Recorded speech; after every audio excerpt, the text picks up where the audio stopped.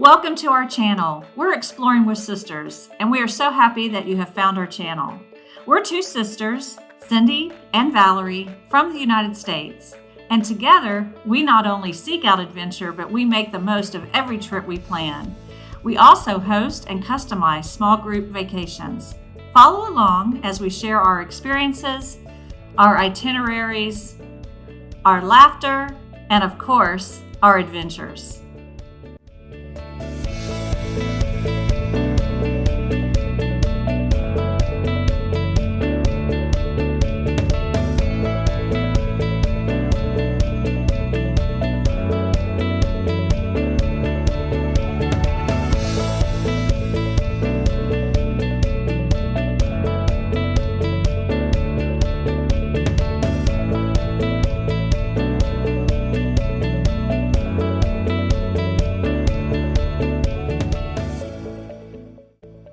Remember to subscribe to our channel and give us a thumbs up for all those videos you've been enjoying.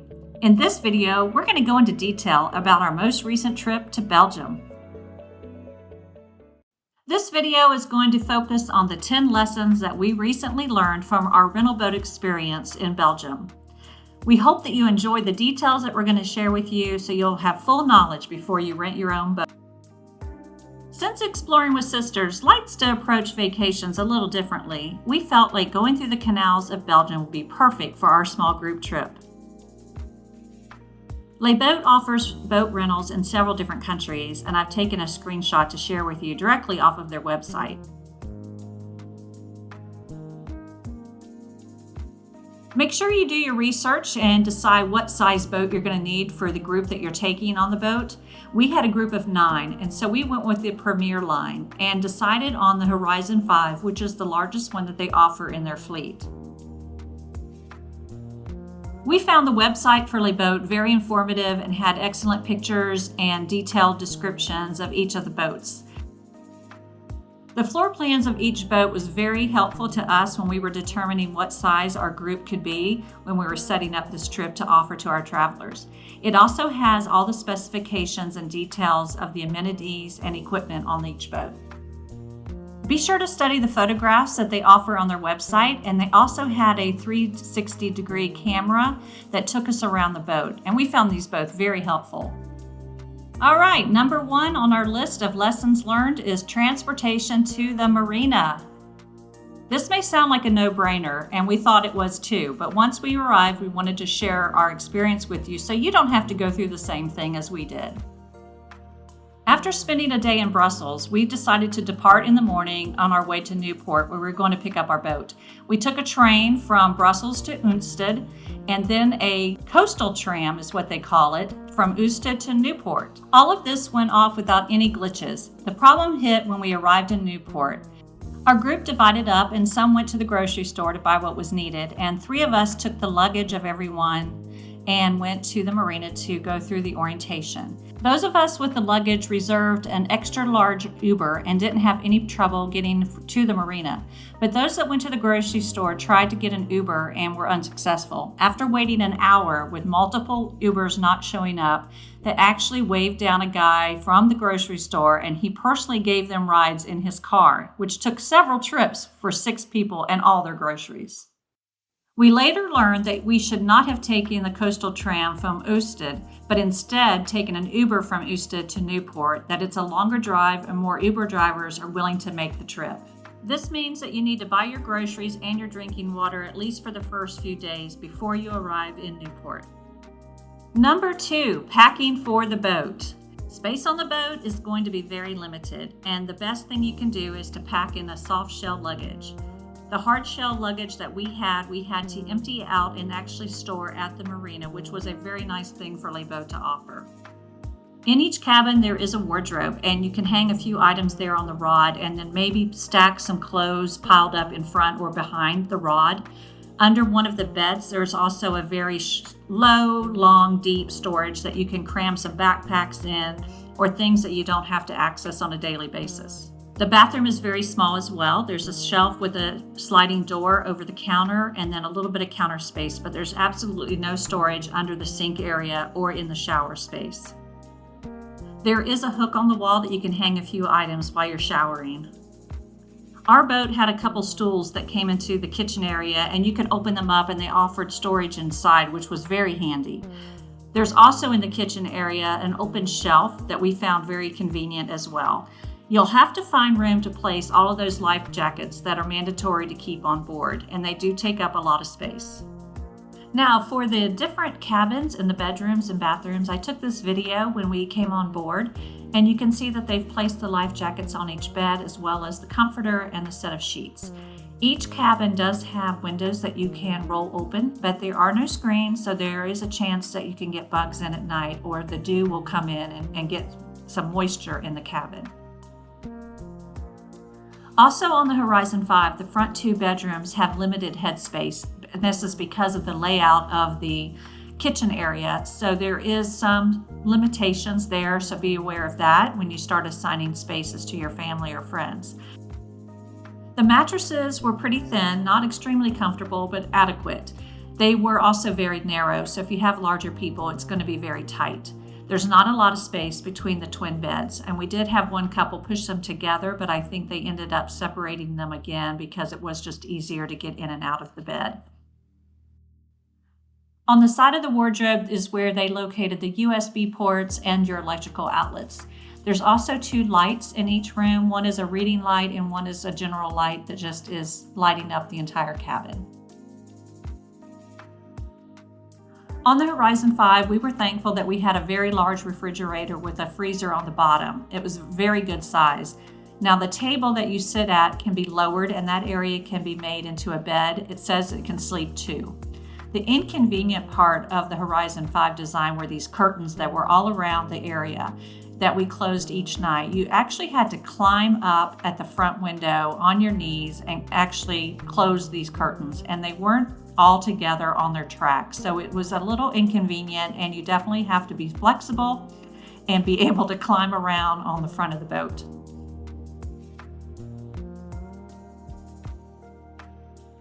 Number 3, orientation and boat equipment. Make sure that you attend and pay attention and ask any questions you have before you leave the marina. After we were shown to our boat, the orientation started immediately. Control almost everything with it. So first of all, you see that you have the tanks over here. So the black water and then the other one as well. And then the macerator pumps here, those are making the tanks empty. Okay.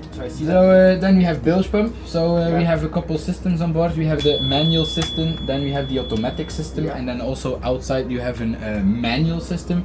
For the automatic system, it works with a floater, so the moment there's that much water in the boat, it goes open, pumps everything overboard. So this one always stays on. So for the manual and the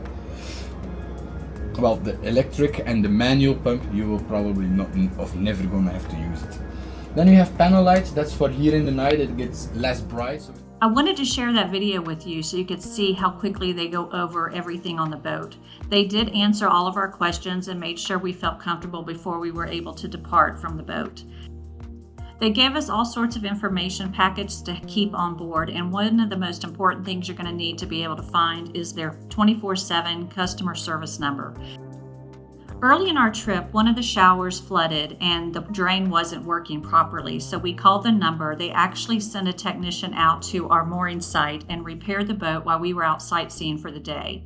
I also had to call them for various other smaller things. We did make a list of all the things on the boat that didn't function properly so that they could repair them for the next family that was renting the boat.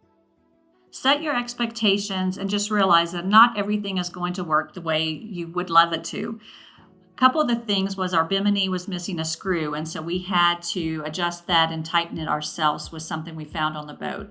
Also, our smoke detector batteries went dead and started beeping very loudly, so that was inconvenient. Another thing was that one of the lounge chairs on the upper deck was missing a screw or a bracket, and so we couldn't use that during our travels. We also had trouble getting the oven to stay lit, so all of our cooking had to be on the grill or on the cooktop. These things seem minor, but when you're on the boat for a week and you pay as much as you do for a rental, you really do expect everything to work. Because Cindy and I are the host and the trip planners, we also felt an added responsibility for our guests on the boat. And so we had a little bit higher frustration than maybe some people will. Number 4, plan ahead for your mooring. There are limited mooring options on your route, and you want to schedule them ahead of time, and then I'm going to share the cost of the mooring. In the manuals that Leboat gave us that we had on board, they did give us all of the contact information with the names and the phone numbers to call ahead the day of for your mooring reservations. Unfortunately for us, it was a holiday weekend, and these mooring sites were fully booked and told us they didn't have space for us. So we had to make a couple changes on 2 of our nights. One of them, we did find an alternative yacht club, as they call them, that worked out perfectly well in Bruges. The one in Ghent did have space for us, but then we spent a couple nights just alongside the canal without any water or electricity to hook up to. The binders that Leboat offered to us showed us the canal locations where it was permitted for you to pull your boat over and actually sleep overnight. Unfortunately, not all these locations were marked correctly. They might be on the opposite side of the canal than what was shown, but also some of them we didn't even see that they were there any longer. Plan ahead, and maybe a month before you depart from your boat trip, go ahead and call the mooring sites and make your reservations. I think this would just give you a peace of mind knowing where you're going to be mooring up and that you'll have power and water and bathroom facilities. The mooring costs that we incurred were around 30 euros per night, and then we paid a little extra, around 20 euros for all of us to shower for the 2 nights that we stayed at each of our mooring sites. We spent 2 nights in Bruges and 2 nights in Ghent, and the other nights on our trip were spent alongside the canal. Number 5, the cost for the rental. What Leboat charged and all the other costs that we incurred along our trip. We made 2 payments to Leboat for a total cost of the $8,388 for the 7-day rental of the Horizon 5, which again is their largest boat. We did include the Wi-Fi option, but that was the only accessory that we included in our rental. After you turn the boat in, they do a record of how many running hours you used the engine for, and that charge for us was just under $500 for the week. The mooring cost, I already mentioned, for the 4 nights was $124, and then the additional cost for the showers for our group was $30. So our total cost for the 7-day rental was the $9,036. You also have to put a credit card down when you leave the marina with Leboat for a damage deposit. It doesn't actually get charged on your account, but they do hold it until you bring the boat back and they do the inspection. We did not experience any unforeseen charges as part of our rental from Leboat. Number 6, sleeping on the boat. Sleeping on a boat is very similar to sleeping in a camper, but I wanted to go into a little more detail for maybe those that haven't experienced that. You do get some supplies when you rent the boat, but we did request extra towels before we departed, and also you're only given 1 set of sheets for each of the beds. I'm sure they would have provided more had we needed those and asked for them. Also, there was a minimal amount of toilet paper on board, so you do need to supply your own of that. The boat did come with your basic broom and dustpan, but we needed better cleaning supplies, so we ended up buying those at one of our stops at the grocery store. Most importantly, you'll need to buy drinking water throughout your trip. You cannot drink the water on the boat, so make sure you plan ahead. Noises. Similar to a camper, noises do travel, so you're going to be able to hear other people talking or snoring in the cabins next to you. Whenever water is used on the boat, there's going to be a pump that automatically kicks in, and you'll hear this engine running throughout the night whenever someone flushes a toilet. So just a heads up on that. There's also external noises. We left our windows open through the night because the weather was so pleasant and the temperatures were wonderful at night, but you do hear other boaters or other people talking. Whether we moored up alongside the canal or in one of the yacht clubs in the city, we always felt safe.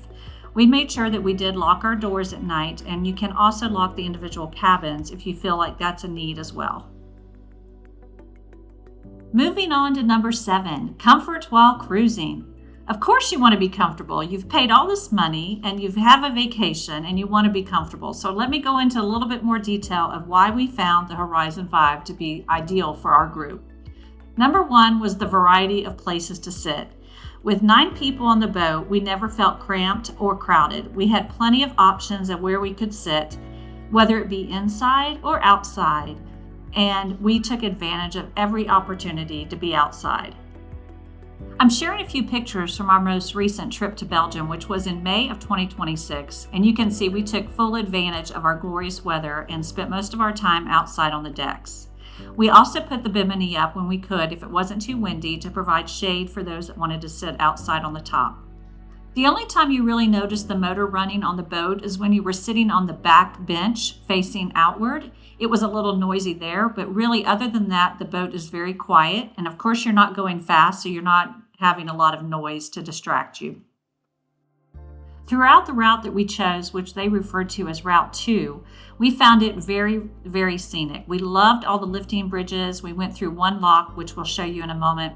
The advantage of this type of travel is being able to just get up, walk around, check the scenery out from different viewpoints on the boat, fix dinner or lunch whenever you feel like it, and of course, the freedom to use the restroom. Number 8, navigating through the canals. They say no experience is required, and I agree, but it sure does help. Also, I want to go over how to read their maps and contacting the various bridge masters. It's true, you can rent a 50-foot boat in Belgium without a license. I know this is a crazy thing to think about. It is relatively easy to handle, even though it's a big boat. There were some very narrow bridges that we had to go through, and I was glad that I had a captain on my boat that had some experience. The route that we chose, Le Boat refers to as route number 2. We changed it up a little bit so that we would have more time in Bruges and Ghent, and we skipped Dienze and Newport. There was information on the bridge opening times as well as what day of the week and the hours that they operated. The binder that was provided to us was excellent. It gave a very detailed map of our route, and also it told us all the names of the different bridges that we were going to be going by, whether they were lifting bridges or not.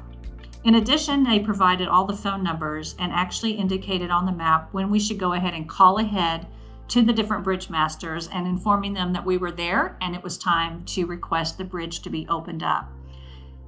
They also indicated what all of the signs meant and how to read the traffic lights and what the different colors meant when you're approaching these lifting bridges. Overall, it was very informative and we could not have done it without it. Number 9, returning the boat at the marina.